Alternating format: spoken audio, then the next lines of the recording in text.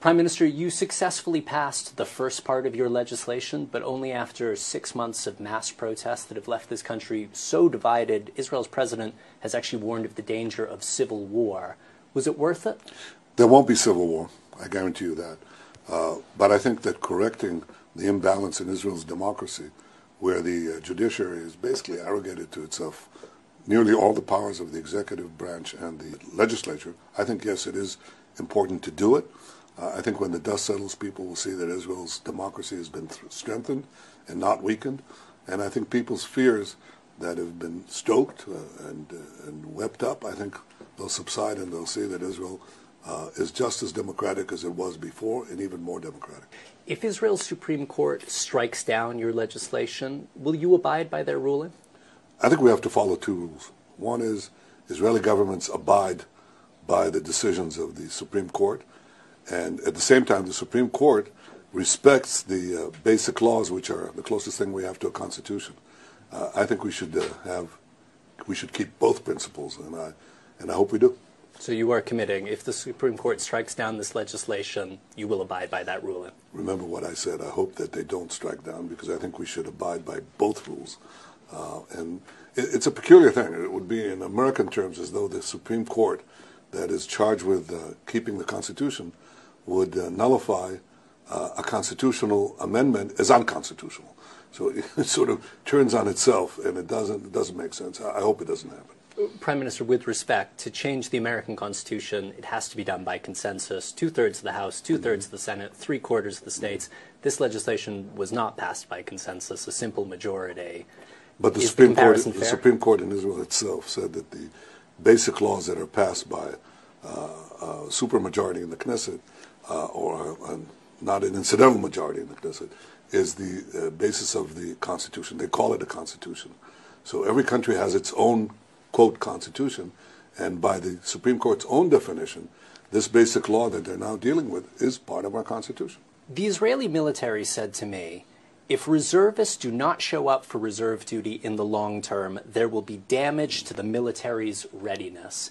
What do you say to Israelis who are worried that the way you've passed this legislation is so divisive, it may actually impact national security? Well, first of all, it wasn't divisive. I mean, I've waited for 7 months, as you yourself say, 7 months, to have basically an agreement on a relatively minor part of the reform that we originally put in. And we waited for some buy-in from the other side of the aisle in our parliament, in our Knesset. And finally, when nothing came, they refused to do anything, even the slightest agreement. We passed this thing. That's not doing, that's not rushing ahead with the reforms. It's seeking consensus, which I still seek now.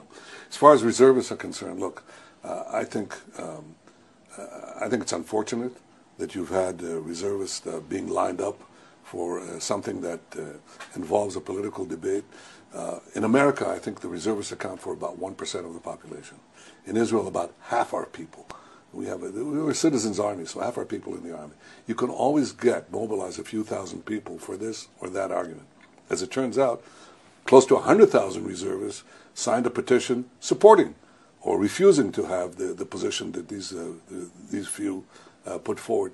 I just think it's wrong. I think it's wrong to rope in people into a political debate. I think it politicizes the military. I think most people understand that. Most people are opposed to it. And I certainly don't. I think it was important to pass this particular clause that we did in order to make clear that the government does not abide by the dictates of former generals or people in the military or in the military reserves. Because once Israel goes down that path, and former generals can tell you, listen, if you pass this legislation, or if you don't do as we say, we're going to incite military disobedience, then Israel stops being a democracy. That's a real threat to democracy, and I think we can't accept it. You've said that President Biden invited you specifically to the White House at this meeting later in the year. The White House is saying they still haven't decided where and when you're going to meet. What's going on with that discrepancy, and do you feel that the administration is keeping you at arm's length?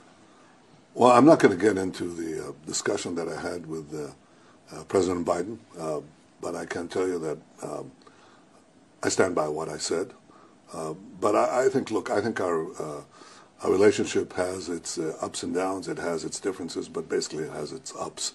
And the best adducement to that fact is what the administration itself says. It says that our relations, the alliance has never been stronger. Our military and intelligence cooperation has never been stronger. It's true. Yeah, we can have our differences. President thought that we should have try to achieve these reforms by consensus. I happen to agree with him. I've tried, and I'm still trying. But I think ultimately it's a decision that is made, as in any sovereign democracy, by the elected officials of Israel, and that's what we're doing. The president has expressed concern not just about these judicial changes, but also about the composition of your government.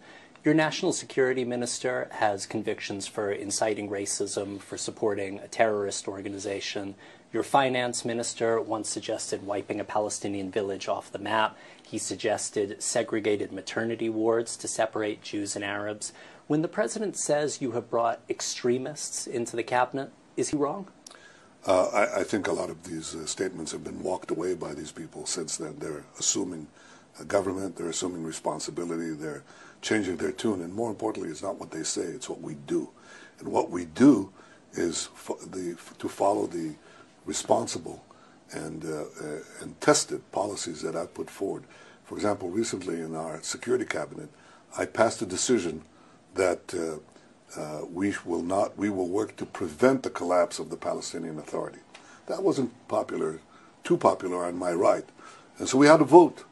And 8 out of 10 security cabinet members voted for, 1 voted against, and 1 abstained. At the end, we made the decisions. It's the actions that count. And the words, well, I don't control the words, I control the deeds, but the words are changing as we go along, too. But when President Biden says just 3 weeks ago that Itamar Ben-Gvir, Bezalel Smotrich are extremists, is he wrong? Look, I can quote to you, going back to 20 and some years and more, every time that a center-right and right government is elected, it's the most extremist government in Israel's history. You can Google this. You'll find it. I don't want to say it's interesting, if not amusing. But I think what is important is what is the policy. And my policy is neither extremist nor foolhardy. It's careful, and it's responsible, and it's also firm, because I stand on what matters to Israel's security, but I think I'm perfectly realistic and pragmatic in the crucial issues of statehood. How optimistic are you that there could be a peace deal between Israel and Saudi Arabia during President Biden's current term? And are you prepared to bless Saudi Arabia getting civilian nuclear power? Are you prepared to make concessions to the Palestinians as part of an agreement? I think that if we achieve normalization and peace between Israel and Saudi Arabia, this will be a pivot of history. I think it will be a quantum leap after the quantum leap we already made with the Abraham Accords, in which I signed 4 historic peace deals with Arab states, breaking this stranglehold that you have to wait to get peace with the Palestinians or you'll never get peace with the Arab world. Believe me, I had to crack that one. People said it couldn't be done. It was done. We did it. Now we have an opportunity to perhaps begin to end the Arab-Israeli conflict with peace with Saudi Arabia, open up to a peace between the Jewish people and the Muslim world. So I think it's a huge thing. Now, I'm not going to get into the specifics of the negotiations of how to achieve it. If it was that easy, it would have been done. But I appreciate the fact that the administration is putting time and effort in this, as am I. And it's really, of course, up to Saudi Arabia and all of us to see if we can come to a middle ground. As far as what to do with the Palestinians, I'll tell you what my position has been. I always said that with the Palestinians, they should have all the powers to govern themselves, or rather, all the ability to govern themselves, and none of the powers to threaten Israel. And that hasn't changed. That's my view, and I'll do whatever I can. I'll never compromise Israel's security. A number of human rights organizations, both American and Israeli, and a growing number of Democratic members of Congress say that the situation in the West Bank, where the Palestinians live with varying degrees of autonomy depending on where they live, but ultimately live under Israeli control without a vote in Israel's government, they say that situation is apartheid. What do you say to that? I think it's hogwash. I mean, the whole idea is of ethnic cleansing is what they're talking about. We should get rid of the Jews because otherwise we can't have peace. We have to uproot Jews. That's like saying to me that the million and more Israeli Arabs, Israeli citizens who are Arabs, should be kicked out because we can't have peace unless we have a cleansed state. No, we are going to have to live together in creative arrangements. But I think the important thing to understand is the arrangement. Why do the vast majority of Israelis, by the way, across the political spectrum, do not want to Israel simply walk out from Judea Samaria, the so-called West Bank? Because we've tried it. We went out from Lebanon unilaterally and we got Hamas, rather Hezbollah, an Iranian proxy, to fire thousands of rockets from the places we vacated. We walked out of Gaza and we got Hamas, another Iranian proxy, that fired thousands of rockets from the areas we vacated. The territories that we're talking about are right here. They're about a kilometer from here, from this window, outside this window. So I think that we have to recognize that any peace arrangement would have Israel responsible for security because this is a tiny area. And if we're, does that mean less than full sovereign powers? The answer is yes, it does mean that. But if you go across the political spectrum in Israel, an enormous number really think that. That issue has been settled because we've seen what happens. If we just give that sovereign power of security to the Palestinians right next to us, that means Iran controls that territory, subjugates them, and threatens our very existence. And can you sustain support in the United States under the current situation with growing numbers of members of Congress saying this is apartheid? Well, it's not apartheid. It's the Palestinians can vote for their own people. They can vote for their own parliament. They have their own flag, their own anthem, their own administration. The one thing they shouldn't have control over is security, because security means that they'll fall prey to terrorism and will fall prey to Iran's terrorist proxies. I think that's very different. As I said, the Palestinians should have all the powers to govern themselves, none of the powers to threaten us. That's the realistic solution, which overwhelmingly all Israelis, including liberal Israelis, support. You know who doesn't support it?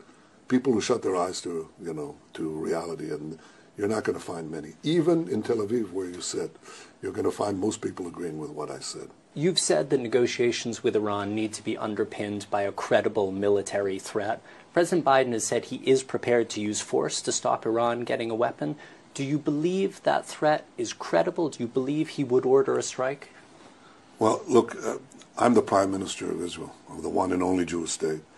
And it's my responsibility to make sure that regardless of what our great ally, the United States, says, that Israel has to have the powers to defend itself by itself against any threat, and especially against Iran that threatens to annihilate us with nuclear weapons.